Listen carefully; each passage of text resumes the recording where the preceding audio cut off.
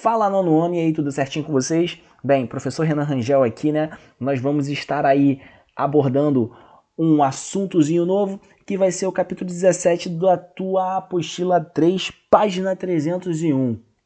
Bem, só de você olhar a imagem já dá para perceber o que nós vamos estudar aqui, né? Que vai ser evolução, meu filho, evolução. Mas antes de eu te explicar aqui a biologia evolutiva de fato, né? Sobre genética, genes, variabilidade genética, nós vamos estudar um pouquinho, só dar uma bisoiada, aqui, ó, no contexto histórico, tá? E para isso, eu peço que você dê uma viajada comigo lá no século XVIII.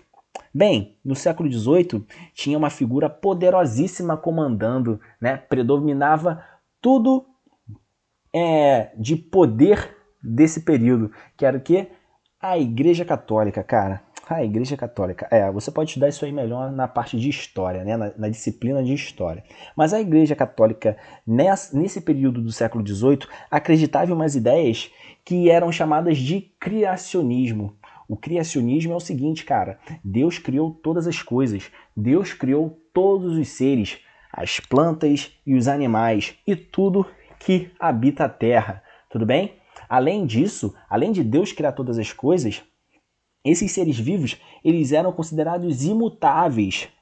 Como assim, professor? Eles não se transformavam, eles não se modificavam, eles não evoluíam, eram fixos. E aí vem também a ideia do fixismo. Então, o criacionismo e o fixismo, eles estão diretamente ligados, tá?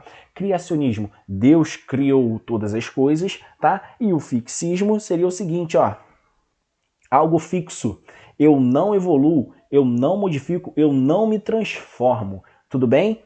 Olha só, cuidado, isso aqui não é teoria evolutiva, tudo bem? É apenas a ideia que a igreja acreditava nesse período. Show? Mas, como toda ideia, como toda teoria, ela também foi caída por terra com o passar do tempo. Por quê? Vieram pessoas, pesquisadores, cientistas, que nós vamos chamar de evolucionistas, tá? Bem, os evolucionistas mais conhecidos, que vocês com certeza já ouviram falar na biologia, vai ser o Lamarck e Charles Darwin, né? O grande Darwin. Mas preste atenção, não é só eles não, tá? Tínhamos outros evolucionistas na época, mas o primeiro grande evolucionista a bater de frente com a igreja foi Lamarck, tá? Jean-Baptiste Lamarck, lá no período de 1744 a 1829. Então, o primeiro grande evolucionista a jogar a sua lei, jogar a sua teoria para a comunidade científica foi Lamarck. E depois vieram outros, e Darwin, né, com certeza é uma referência muito grande quando nós falamos aí de evolução. Tá bem, gente? Beleza? Então, ó, se liga. Evolução significa mudança, mas preste atenção, filho. Toma cuidado, sabe por quê? Nem toda mudança é para bom, nem toda mudança é para melhoria, tá? Então, você ficar lendo essas frasezinhas aí de Facebook, de Instagram, evoluir é o melhor caminho. Legal, tranquilo, realmente, você tem que evoluir, mas essa evolução nem sempre é para bom. Quer ver um exemplo? Quando você ficar velho daqui a uns 50, 60 anos, você vai estar com aquela pancinha, né? Aquela pancinha de tanto comer esfirra, vai estar com aquela pancinha. Você vai estar com aquela calvícezinha, né? Vai estar com aquela calvícezinha, não vai? Vai sim. Você não vai escutar direito. Teu neto vai ficar falando, ô vô, e você não vai escutar direito, né? Pois é. Agora você é todo perfeitinho, você é toda perfeitinha, você ouve que é uma beleza, enxerga que é uma maravilha, mas com o passar do tempo, você vai perdendo certas habilidades, né? Ou seja, você mudou? Mudou. Então eu posso dizer que você evoluiu? Evoluiu. Para bom? Não, para mal, mas evoluiu. Tranquilo? Então tira aí essa ideia de que evoluir é só para melhora. Não necessariamente, ok? Não necessariamente. Bem, vamos lá, galera. Estudar a biologia evolutiva, eu tenho que aprofundar os conteúdos, né? Os assuntos sobre evolução das espécies. Afinal, nós vamos estar falando aqui de espécies, né? De seres vivos. E aí, Para eu poder te falar aqui de espécies e seres vivos, você tem que entender que todo ser vivo é composto por um nomezinho chamado de DNA, né? E o DNA, lá no DNA nós temos um gene. Você lembra o que é o gene? Gene é um pedacinho do seu DNA com uma determinada informação. Eu acho que sim, né? Você estudou isso comigo, Se você não lembra, dá uma olhada nas aulas passadas, porque eu falei isso com você, tá? Então, gene é um pedaço do DNA com uma determinada informação. Ah, legal. Mas vem cá, eu tenho a mesma característica que você?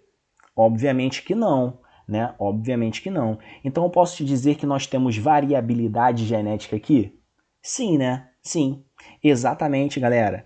Preste atenção. Evolução vai estar diretamente ligado com a genética, com o conceito de genética, tá? E quando nós falamos aqui de evolução, nós falamos de espécies. E não temos apenas uma espécie. Não, não. Nós temos aproximadamente 8,7 milhões de espécies de seres vivos. Então, preste atenção. É muita variabilidade genética. E é com essa variabilidade genética que eu vou falar aqui para vocês e vou explicar um pouquinho de evolução, tá bom? Bem, vamos lá. A variabilidade genética, nós temos mutações, nós temos fluxos gênicos e também vamos ter reprodução, obviamente, né? Mas como eu estou falando de variabilidade, de variáveis, eu não vou estar falando de reprodução assexuada, eu vou estar falando de reprodução sexuada, tudo bem? Que vai ter variabilidade. Show? Bem, primeiro, o que seria mutações, né? Mutações será aí alterações no DNA de uma determinada espécie. Então, é uma alteração no DNA de uma determinada espécie. E preste atenção, essa alteração ela não acontece de forma proposital. Ela acontece ao acaso. Então, é muito importante você saber disso. Mutações são alterações que vão acontecer ao acaso no DNA de uma determinada espécie. Show de bola? Show de bola? Bem, essa mutação ela pode ser gênica, legal? E aí, se ela for gênica, o que seria uma mutação gênica? É quando ocorre alteração no sequenciamento de bases nitrogenadas. Lembra lá do tio? Lembra que o tio te explicou assim, ó? AAC. Qual vai ser o códon correspondente do AAC? Opa, se eu estou falando de DNA, então A se liga com T. G se liga com C. Então vai ser ATCG. Opa! Isso é um sequenciamento de bases nitrogenadas. Lembra de nucleotídeos? Então, é isso aqui, tá? É uma alteração no sequenciamento do DNA. Já as mutações cromossômicas, elas são diferentes. As mutações cromossômicas vai ser alteração no número de cromossomos ou na estrutura dele. Lembra de uma estrutura de um cromossomo? Um xizinho? Lembra que eu posso ter um cromossomo a mais? Se eu tiver um cromossomo a mais no cromossomo 21, lá no número 21, lembra? Nós temos 23 pares de cromossomos. Se nós tivermos um a mais no cromossomo 21, opa, eu tenho uma trissomia no 21, logo eu vou ter uma complicação nisso, que vai ser o quê? A síndrome de Down. Tudo bem? Uma anomalia. Show de bola, gente? Tranquilo? Então a síndrome de Down, eu posso estar aí encarando isso como uma mutação cromossômica. É uma mutação? Sim. Ai, professor, vou virar o X-Men? Obviamente que não. Professor, eu quero ser igual o Wolverine, ter imortalidade pro resto de toda a existência da Terra. Ah, legal, mas tu não vai acontecer, tu não vai ter isso aqui, tá? Legal, gente? Tranquilão? Bem, vamos lá. Primeiro que eu vou te explicar aí vai ser a mutação gênica. A mutação gênica por substituição. Primeiro, você já sabe o que é mutação gênica, né? É uma alteração que acontece no sequenciamento de bases nitrogenadas ou de nucleotídeo. É a mesma coisa, é a mesma situação, são sinônimos. Sinônimos, ok? Bem, primeira, por substituição. O que seria uma mutação gênica por substituição? É quando você tem uma troca de uma ou mais bases nitrogenadas presentes no DNA, podendo ou não alterar o sequenciamento de aminoácidos. Ou seja, você tem uma troca de bases nitrogenadas. Lembra dessa aula? Código genético. A cada 3 códons, nós temos o RNA transportador, ele traz um aminoácido específico. Lembra disso? A ao G. A ao G é um códon de iniciação, lembra? Então, A ao G sempre traz o aminoácido metionina. E daí vai vindo outros códons e vão trazendo outros tipos de aminoácidos. Quando você tem a substituição desse códon, né, ou dessa base nitrogenada, nós dizemos que temos mutação gênica, porque apenas substituiu. Ué, professor, como assim? Não entendi. Vamos lá. Vamos imaginar aqui. A ao G.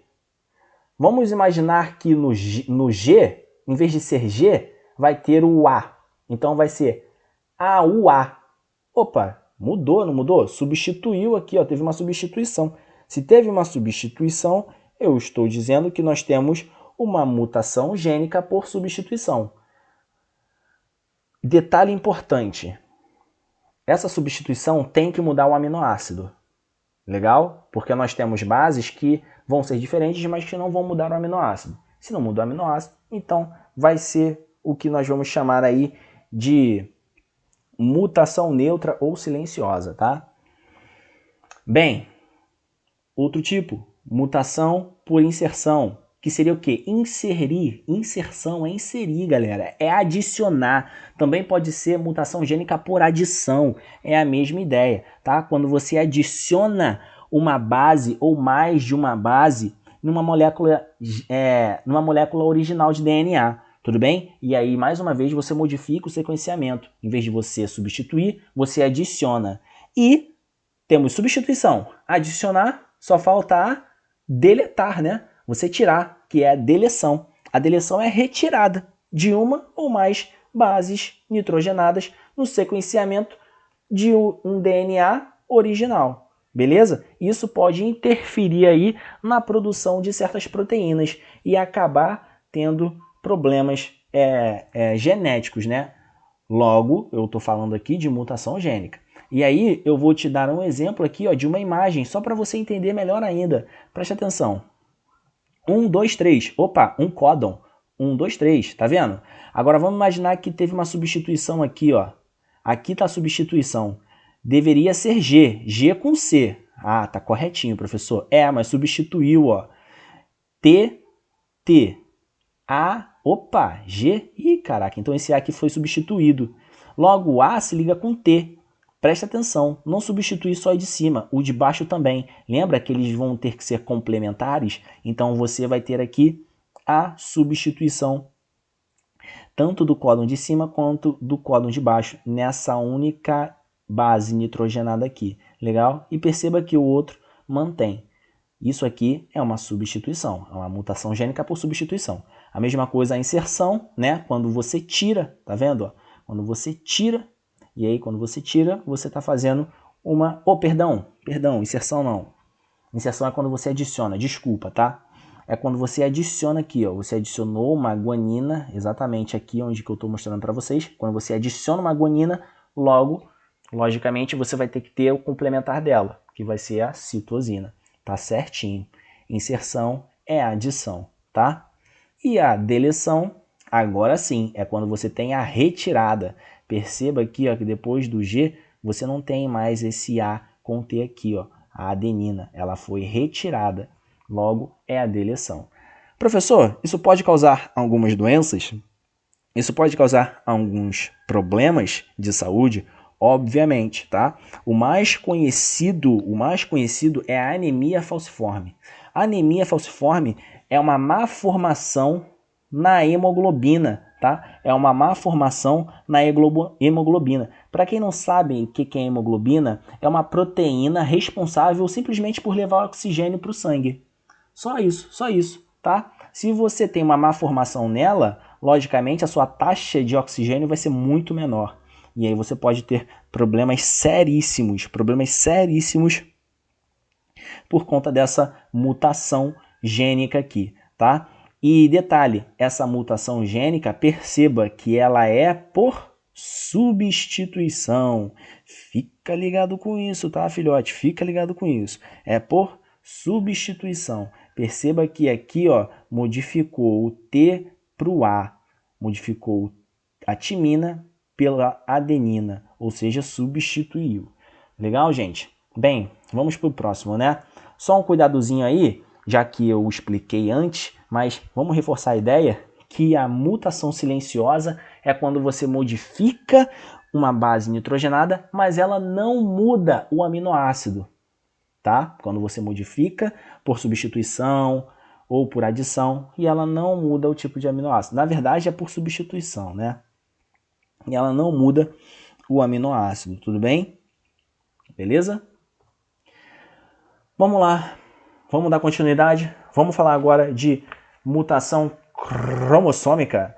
Mutação cromossômica nós temos dois tipos, como você está vendo aí na tela. Nós temos as numéricas e as estruturais. Obviamente, você sabe que as numéricas vai ser quando você tem uma adição, né? Ou quando você tem uma retirada. Quando você coloca um cromossomo a mais ou quando você tira um cromossomo a mais, tá? Já nas estruturais, é a estrutura, né? Então, tem a ver aí com a estrutura. Parece até com a mutação gênica, mas cuidado.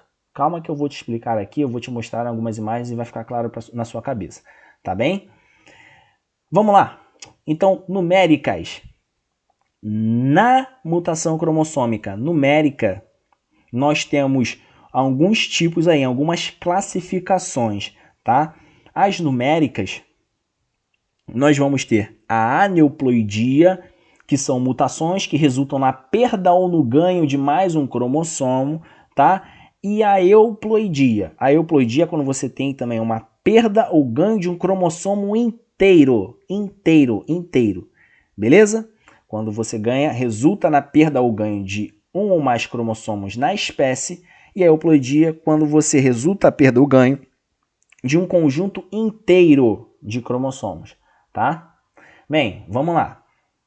Professor, não entendi. Vai entender agora. Relaxa, preste atenção. Olha isso aí. Tá no seu livro.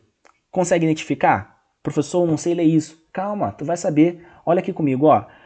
Esse 47 significa que nós temos 47 cromossomos. Ué, professor, 47? Para mim era 46. Exatamente, filho. Então, esse 47 aqui significa que ele ganhou um cromossomo. Um cromossomo a mais. Um cromossomo a mais. Então, tem 47, tá? Logo, esse cromossomo a mais pode ser acometido em mulheres ou em homens. XX é mulher, XY é homem. Mas esse cromossomo a mais, ele está aqui, ó, no 21. Lá no autossômico, cromossomo autossômico 21, tem um a mais que considera isso aqui 47. Opa, se tem um a mais lá no cromossomo 21, eu tenho que tipo de anomalia? Que tipo? Síndrome de Down, exatamente. Então eu tenho a síndrome de Down, que vai ser a trissomia no 21, tudo bem? Ou seja, eu vou ter um cromossomozinho a mais no 21. Em vez de ter 2, eu tenho 3. Tudo bem? Esse aí. Opa, professor, tá difícil, hein? Tá não, cara, relaxa, olha aí. De novo, 45 significa que eu tenho o número de cromossomos. Eu tô falando de, preste atenção, mutações cromossômicas numéricas. Então, a aneuploidia é quando você ganha ou perde um cromossomo, a mais ou a menos. Então, se liga, 45, opa, tem um cromossomo a menos, né? O normal é 46. Agora, preste atenção, X e 0, ou seja, X e nulo. Ih, caramba, se eu tenho X, eu tenho o que chamamos de síndrome de Turner. Síndrome de Turner, tá? Tem aí algumas características do síndrome de Turner, nós vamos falar mais à frente, fica tranquilo, mas entenda que você não tem o outro alelo para identificar se ele vai ser masculino ou feminino. Logo, se só tem o X, ele vai ter uma característica mais feminina, tá? Então fica ligado com isso aí. Vamos ter essas maldadezinhas para poder nós descobrirmos as anomalias, beleza? Só de olhar a gente já bate o olho e consegue observar o que podemos retirar de informação nisso aí, tá bom? E a próxima é a euploidia. A euploidia é mais fácil. Preste atenção, você é um ser o quê? Haploide ou diploide? Ih, professor, deu branco. Calma, cara. você tem 46 cromossomos ou você tem 23 cromossomos? Em todas as suas células, você tem 46 cromossomos, né? Lembra? Eu estou falando de células somáticas, célula da sua pele, por exemplo. Você tem 46 cromossomos, você é 2N. Ah, tá, professor, lembrei. Então eu sou diploide. É, mas podemos ter alguns indivíduos aí haploides, né? Podemos ter aí alguns indivíduos triploides, tetraploides. Que isso, professor? Mentira. Sim. Se haploide é 23, diploide vai ser quanto? 46, que é você. Ah, tá, show de bola. E tetraploide? Pô, 46 mais 46. Caraca, professor, isso dá 92 cromossomos. Eu sou o Superman? Obviamente que não. Você não tem nem vida, tá? A pessoa, o feto que vem com 46, com 92 cromossomos, ele não consegue se desenvolver. Tudo bem? Tudo bem? Isso é a euploidia. Preste atenção, é quando você tem a perda ou ganho de um conjunto inteiro de cromossomos. Não é só um cromossomo, é um conjunto inteiro, tá? Então, euploidia, conjunto inteiro. Aneuploidia, um cromossomo a mais ou a menos. Legal, gente? Tranquilo? Mole, mole, né? E aí? Professor, tá faltando ali o estrutural. Ah, o estrutural é fácil, cara. Olha aí comigo. Estrutural, por deleção. Que isso, professor? Deleção? Caraca, deleção é quando eu tiro, é quando eu deleto? Sim, filho. Por deleção, ocorre quando um ou mais genes são retirados do cromossomo, diminuindo o seu tamanho. É tamanho, tamanho estrutural. Presta atenção, é mutação cromossômica estrutural. Então eu vou diminuir o tamanho do meu cromossomo, eu vou aumentar o tamanho do meu cromossomo. Então se eu deleto, eu estou diminuindo. Tudo bem, gente? Beleza? Agora, quando eu duplico? Preste atenção. Duplicação se dá pela repetição de trechos de cromossomos, aumentando o seu tamanho. Se eu duplico, eu estou aumentando, estou duplicando o meu tamanho. Legal? Inversão. Ih, caramba. Calma aí, professor. A gente inverte a posição? É exatamente isso, meu garoto. Eu estou te falando de estrutura. Então, inversão é quando você inverte a estrutura do cromossomo, tá? E nós vamos ter, por último, a translocação, que quando se forma um cromossomo homólogo e ele troca trechos entre si. Preste atenção na imagem para você entender, ó. Deleção, você retira uma basezinha, né? Você retira um aminoácido. E aí, ó, preste atenção, você diminui o número de cromossomos, tá? Diminui a estrutura do cromossomo. Duplicação, você duplicou, presta atenção, ó, estava aqui e duplicou. Por algum motivo duplicou. Lembra? Mutação é o acaso, não tem como você ficar pensando que isso vai acontecer ou não vai acontecer. Isso é um acaso. Então, se duplicou por algum acaso, ele vai aumentar a sua estrutura, aumentou o seu tamanho. Inversão, olha lá, inverteu uma parte de aminoácidos desse cromossomo, tá? Outra aqui, ó, translocação, presta atenção, translocação é quando os cromossomos não homólogos trocam trechos entre si. Então se liga, ele trocou trechos entre si, ó, translocou, mudou aqui ó, a locação, e isso é translocação. Um vai ficar menor e o outro vai ficar maior. Show? Beleza? E com isso, gente, nós temos também o fluxo gênico. Professor, o que seria isso? Galera, preste atenção. O fluxo gênico se refere ao movimento de genes entre duas ou mais populações. Então, vamos imaginar aqui, tá? Vamos viajar. Aqui tem que viajar. Imagina eu, né, brasileiros com japoneses. Brasileiros com japoneses. Ah, beleza, professor. É da mesma espécie? É da mesma espécie, ser humano, tranquilo. Mas vamos imaginar que são espécies diferentes, né? Mas que vão ter aí uma relação de descendente fértil. Ué, professor, por que está falando isso? Porque preste atenção, gente, para ser considerado um animal, né, indivíduos da mesma espécie, nós temos que ter, é obrigatório, nós temos que ter características semelhantes entre si, tudo bem?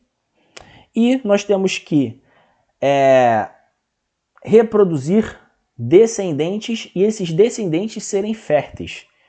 Então não adianta só você reproduzir e ter um descendente. Esse descendente também tem que ser fértil. Ou seja, ele tem que também reproduzir outros descendentes. Isso nós consideramos animais da mesma espécie, né? Seres vivos da mesma espécie.